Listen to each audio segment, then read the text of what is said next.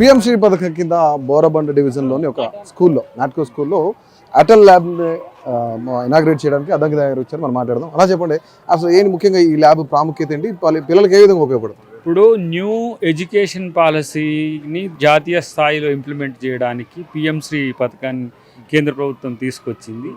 మన బోరబండ ఈ school select కావడం అనేది మనకు హైదరాబాద్కే గర్వకారణం. సో హైయెస్ట్ స్టూడెంట్స్ ఉన్న ప్రాంతం, తర్వాత చాలా క్వాలిటేటివ్ ఎడ్యుకేషన్ ఇస్తున్న దానిగా దీన్ని ఎంచుకోవడం అనేది మనకు అందరికి గర్వకారణం.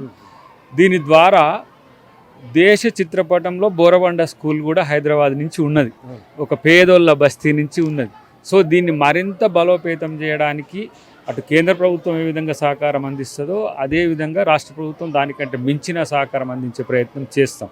సో వ్యక్తిగతంగా నేను కూడా ఈ స్కూల్కు కనెక్టింగ్గా ఉంది, ఎందుకంటే నా సతీమణి ఇక్కడ పనిచేసిన పరిస్థితి కూడా ఉన్నది. కాబట్టి దీన్ని మరింత మా స్థానిక నాయకత్వంతో బాబా గారితో కానీ, ఇటు ఉపేందర్ రెడ్డి గారు, మా కిరణ్ యాదవ్, మా వెంకటస్వామి, వీళ్ళందరితో కలిసి దీన్ని ఒక స్పెషల్ కేర్ తీసుకొని, అంటే బస్తీలలో ఉండే స్కూల్ కూడా ఇంత క్వాలిటీగా ఉంటుందా అని చెప్పి ఉండేటట్టుగా మేము ముఖ్యమంత్రి గారికి సహకారంతో చేస్తాం. అంటే మౌలిక సదుపాయాలు అన్ని ఈ నియోజకవర్గం మొత్తంలో 7 డివిజన్లో ఇదే పెద్ద స్కూలు, మౌలిక సదుపాయాలు కూడా కొంత కొరత ఉందని చెప్పేసి మాట్లాడుకున్న పరిస్థితి. అంటే రాష్ట్ర ప్రభుత్వం నుంచి ఎలాంటి సదుపాయాలు అందిస్తున్నారు?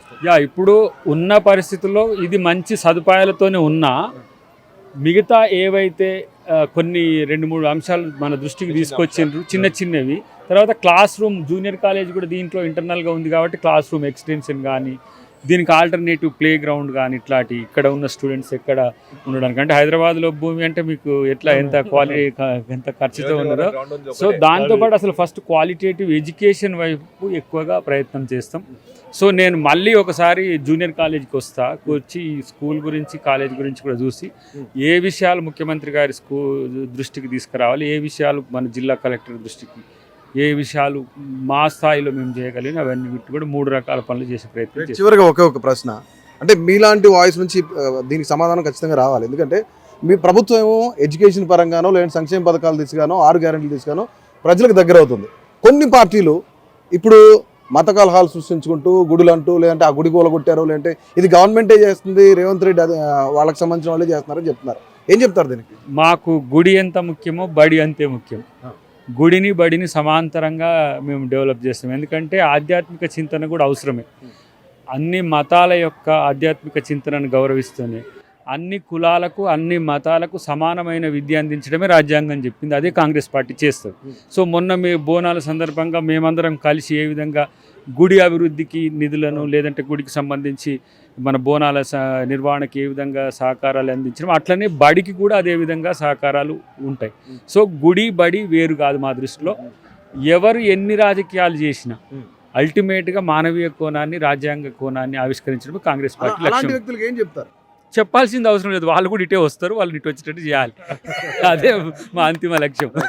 గ్రంథాలయం కొరత ఉందని చెప్పేసి కూడా టీచర్స్ అడుగుతున్న పరిస్థితి ఏంటి? మీ సంస్థ నుంచి వీళ్ళకి ఏమైనా హెల్ప్ చేస్తున్నారా? తప్పకుండా అన్న, ఎందుకంటే మా గ్రంథాలయం ఉన్నదే, సిటీ గ్రంథాలయం ఉన్నదే ఎక్కడ. ఇప్పుడు నా కింద మొత్తం 88 ఉన్నాయి సిటీ మొత్తం. సిటీ 88 ఉంటే ఇది ఒకటి 89 అవుతాయి, కానీ ఇంకేమి ఇబ్బంది లేదు. అవి నిజంగానే ఆడ కొరత ఉంది, నిధుల కొరత ఉంది అనేది లేదు మాకు. మళ్ళీ అందులో మాకు విద్యాశాఖ మంత్రి గారు కూడా మాకు సీఎం గారే కాబట్టి మాకేమి ఇబ్బంది కూడా లేదు అసలే. కాబట్టి కొరత అనేది మాకేమి ఇబ్బంది లేదు. ఇంతకుముందు నాకేం పదవి లేనప్పుడు ఇక్కడికి వచ్చి అందరికీ కాన్సెన్సీ అంతా బుక్స్లు వంచి గైడ్లు వంచిన నేను అన్నీ చాలా చేసిన నేను. ఇంకా కూడా నాకు అవకాశం వస్తే రేపు పొద్దున నాకు ఇక్కడ కాన్సెన్సీ నుంచి నాకు కనుక టికెటే వస్తే స్కూళ్ళ రూపురేఖలే మార్చే ప్రయత్నం చేస్తాను. ఎందుకంటే నాకు ఇంకో వ్యాపకం లేదు.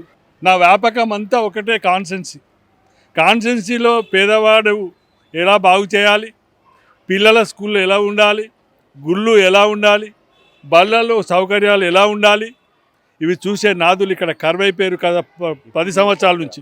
ఎందుకు 10 సంవత్సరాల నుంచి కరువైనరు అంటే పీజీఆర్ చనిపోయిన తర్వాత ఇక్కడ మాకు మంచి నాయకుడే రాలే. ఎవరైనా కానీ ఏ పార్టీ అని నిందించట్లేదు, మనుషులను నిందించట్లేదు. ఆ స్థాయి నాయకుడు ఎవరు రాలే మాకు. ఎందుకు వస్తలేరు మాకు అంటే, మాకు ఎప్పటికో ఎవరినో ఒకరిని తెస్తారు, వాళ్ళని రుద్దుతారు మా మీద.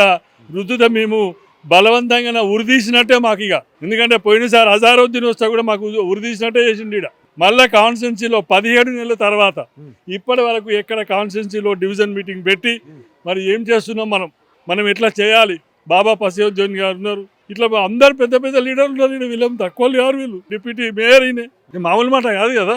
నువ్వు ఇటువంటి వాళ్ళని నువ్వు ఎప్పుడైనా వచ్చినావు మా ఇంటికి? నువ్వు అసలు ఆఫీస్ ఎక్కడ స్టార్ట్ చేసినావు?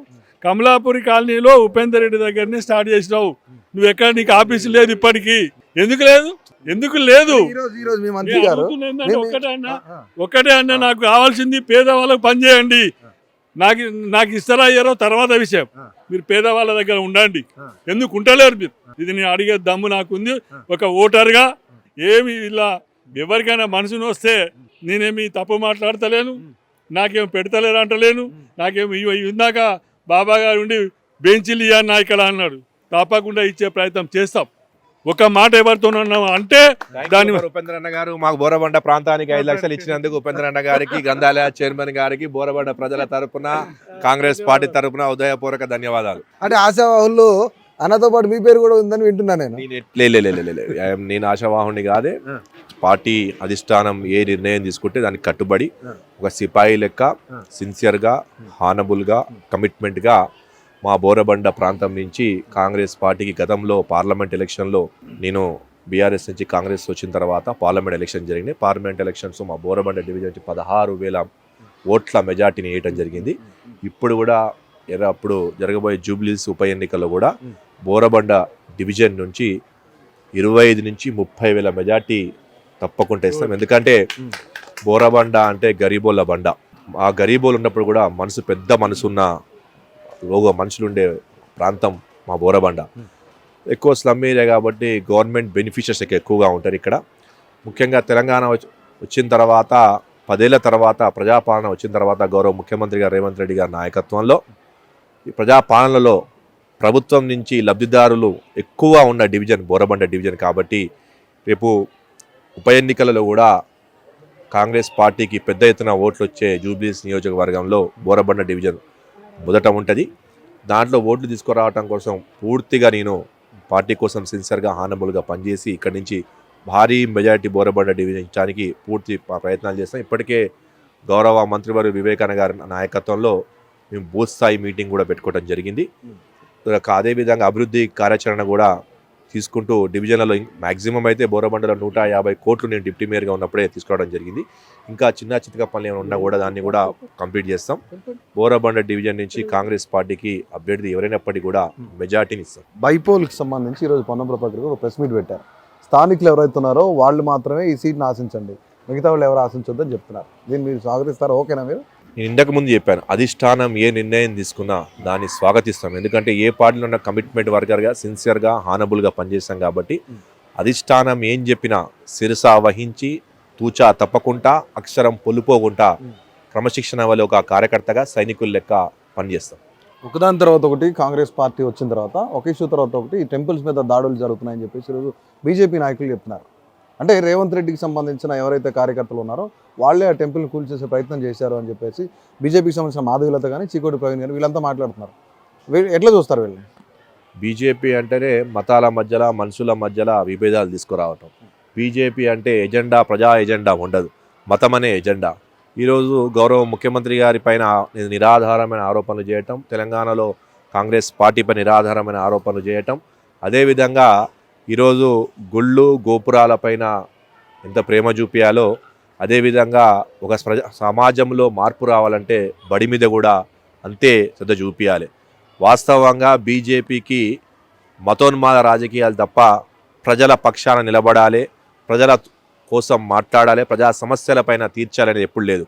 కేంద్రంలో బీజేపీ అధికారంలో ఉండి 12 ఏళ్ళు గడుస్తున్నప్పటికీ కూడా తెలంగాణ రాష్ట్రాన్ని తీసుకొచ్చి ఇచ్చింది 0. తెలంగాణ ప్రాంతానికి అభివృద్ధి కోసం ఏ రోజు కూడా బీజేపీ సర్కారు పాటుపడలే.